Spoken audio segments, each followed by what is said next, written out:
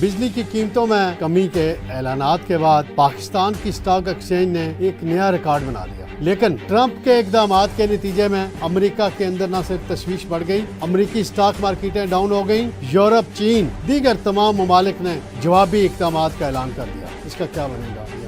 फिर पीटीआई के अंदर स्टैब्लिशमेंट से मुज़ाकरात होने हैं नहीं होने हैं, कन्फ्यूजन का शिकार है। और इस पे इरफान सदीकी साहब ने जो तबसरा किया है, वो कहते हैं इमरान खान का दावा है कि वो रजामंद है, जिनसे मुज़ाकरात करने हैं पता करें वो भी रजामंद हैं कि नहीं है। फिर तैमूर सलीम झगड़ा है, उन पे 36 अरब रुपए की मुबैना करप्शन बदनवानी का इल्ज़ाम लगा दिया गया, क्योंकि ये वज़ारत आला के उम्मीदवार थे, ये कातिब खान उम्मीदवार थे, ये थे। दोनों के साथ जो हो रहा है समझ जाए कि गंडापुर हर तरफ से वार कर रहा है। बिस्मिल्लाहिर्रहमानिर्रहीम नाज़रीन, मैं हूँ तारिक सुमैर, डेली मुमताज़ डिजिटल के साथ। नाज़रीन, सबसे पहले मैं आता हूँ नाज़रीन, गुज़श्ता रोज़ जैसे सबको पता है मैंने प्रोग्राम भी किया था कि वज़ीर-ए-आज़म शहबाज शरीफ ने बिजली की कीमतों में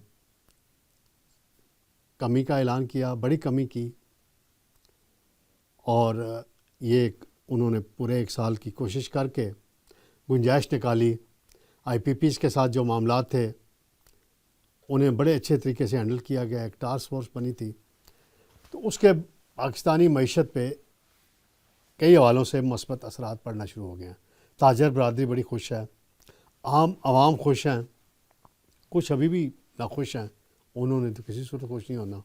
जैसे बैरिस्टर सैफ है, बड़े बड़े दावे कर रहा है, और यार बैरिस्टर साहब, आप तो परवेज़ मुशर्रफ की पैदावार हो, अल्ताफ़ हुसैन की पैदावार हो, अभी आप ठीक है स्पोक्समैन हैं, लगे हुए हैं, आपकी जॉब है, नौकरी लगी हुई है, लेकिन हकायक बोलते हैं कि शहबाज शरीफ वेल डन। कल एक प्रोग्राम में हमारे दोस्त आमिर इलियास राना साहब ने कोई वेल डन शहबाज शरीफ कहा तो एकदम भड़क उठे। वहाँ दो साहिबान कौन से थे? एक प्रोग्राम के मेज़बान जनाब कामरान शाहिद साहब और एक मारूफ इरशाद भट्टी साहब। तो इरशाद भट्टी साहब किनको वेल्डन कह रहे थे? जनरल बाजवा को, जनरल मुशर्रफ को। ओ भाई, खुदा का खौफ करो, इमरान खान को वेल्डन कह दो किसी हवाले से सियासी तौर पे, चलो ठीक है। बुग़्ज़े शरीफ में आप इतने मुब्तला हैं कि जिसने बेड़ा गर्क किया इस मुल्क का, यानी जनरल बाजवा ने, जिसने पहले नवाज शरीफ को निकलवाया इक़्तिदार से, फिर इमरान खान को निकलवाया, इरशाद भट्टी साहब, आप उसको वेल्डन कहते हैं। उसकी वजूहत मुझे पता है, आप क्यों उसे वेल्डन कहते हैं, उसकी तफसील में मैं किसी टाइम आपके सामने बैठा हूँ तो फिर मैं आपसे बात करूँगा। वैसे बात दूसरी तरफ निकल गई है। मैं आता हूँ कि आज स्टॉक एक्सचेंज ने नया रिकॉर्ड बनाया, 1,20,000 पॉइंट्स अबूर कर गई और बुलंद तरीन सतह पे पहुँच गई। वज़ीर-ए-आज़म बड़े मुतमईन हुए हैं। फ़ौरन उनके मीडिया सेल ने एक स्टेटमेंट जारी किया और उसमें कहा कि वज़ीर-ए-आज़म ने ये कहा कि बिजली की कीमतों में कमी की वजह से ये बड़ा स्टॉक एक्सचेंज ऊपर गई है, घरेलू सार्फिन को रिलीफ मिल रहा है, कारोबारी हज़रात, सनतों को भी के लिए बड़ी खुशाइंद खबर है, और ये स्टॉक एक्सचेंज 1800 पॉइंट्स ऊपर गई है। लेकिन अमेरिकी स्टॉक एक्सचेंज का क्या बना? ट्रंप ने जो ड्यूटीज़ लगाई पाकिस्तान के ऊपर भी 29% लगाई ड्यूटी, हालांकि इतनी बनती नहीं थी, चलें लगा दी, फिर बाकी ममालिक पे भी, तो इंटरनेशनली उस पर बड़ा रिएक्शन आ रहा है।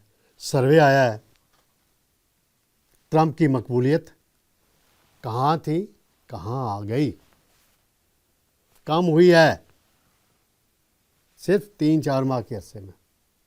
और ट्रंप के इक़दामात जो हैं, जो ऐलानात हैं, उसमें दुनिया भर में हलचल मची हुई है। अमेरिका में अब महंगाई का एक नया तूफ़ान आने वाला है। दावा किया जा रहा है 60% तक जाएगी महंगाई। उसके असरात पड़ेंगे, दुनिया पे भी पड़ेंगे।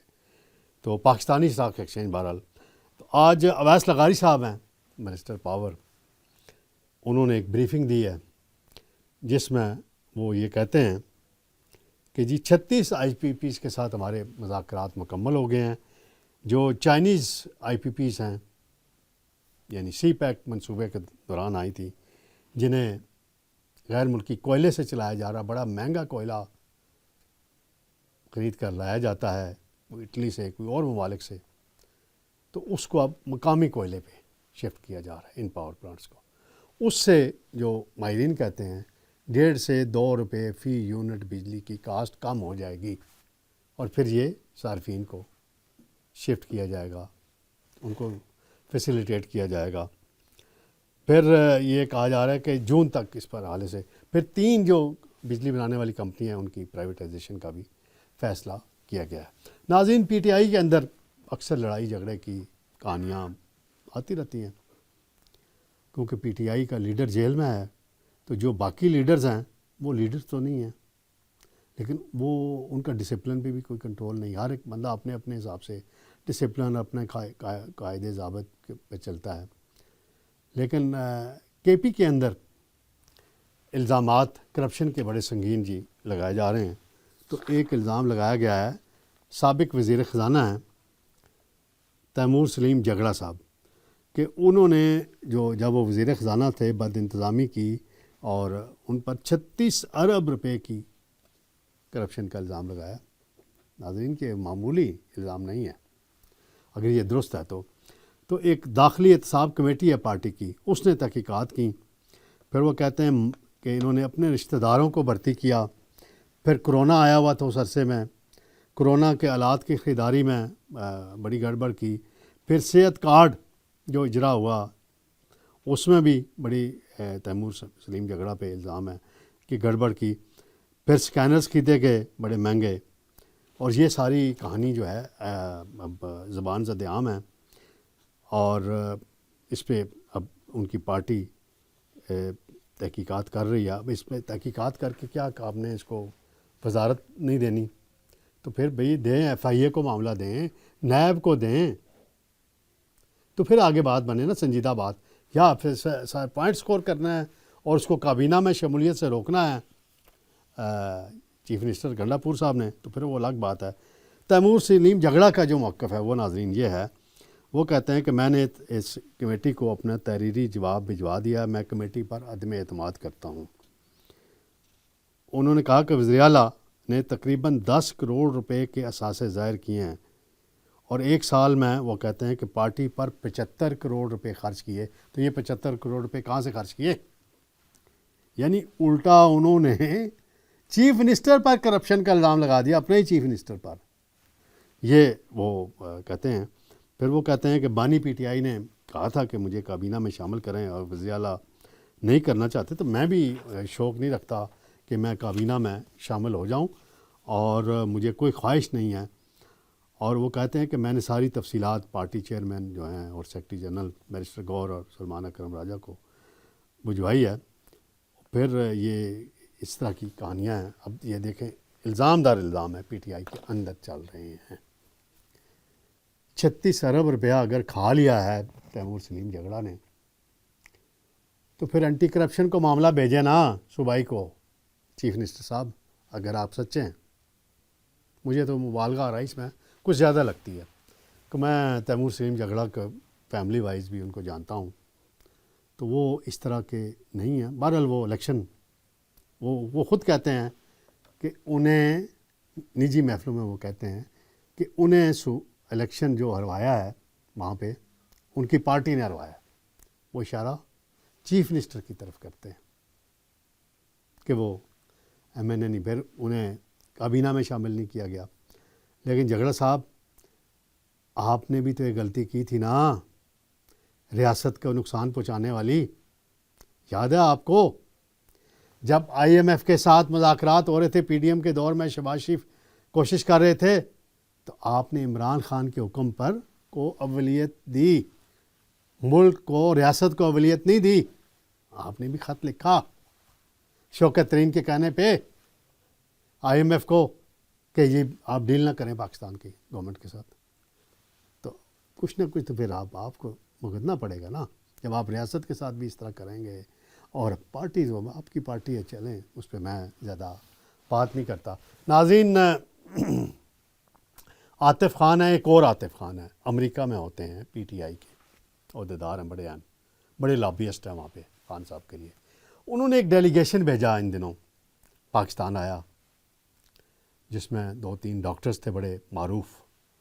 ان کی کچھ اہم شخصیات سے ملاقات کے دعوے کیے جا رہے ہیں اور یہ دعویٰ کیا جا رہا ہے کہ ان ملاقاتوں کا بڑا مثبت نتیجہ نکلے گا اور اسٹیبلشمنٹ کے ساتھ کوئی راستہ عمران خان کا بنے گا. تو عاطف خان صاحب اگر آپ یہ راستہ بنانا چاہتے ہیں تو وہ جبران الیاس آپ کے پاس بیٹھا ہوا نا, شہباز گل بھی آپ کے پاس بیٹھا ہوا ہے, اور بھی لوگ آپ کے پاس بیٹھے ہوئے ہیں, ان کا ٹویٹر اکاؤنٹ کو تو کینچی چلائیں نا, پھر وہ تو بند کرائیں نا, پھر جو اداروں کے خلاف پروپیگنڈا کرتے ہیں وہاں بیٹھ کے. تو یہ تو نہیں ہوتا نا کہ آپ ایک طرفہ طور پہ کہیں جی ہم نے معاملات کرنے ہیں, معاملات کرنے ہیں. پھر آپ کو یاد ہے شہباز شریف نے مریم نواز کا ٹویٹر اکاؤنٹ خاموش کروایا تھا 2020-21 کی بات ہے, 21 میں کرایا تھا نا, تو پھر نتیجہ نکلا تھا. آپ بھی ایک دفعہ اپنا اس کو بند کر دیں, دیکھیں نتیجہ پھر نکلے گا. تو انشاءاللہ ناظرین جلد آپ سے دوبارہ ملاقات ہوگی. اللہ حافظ.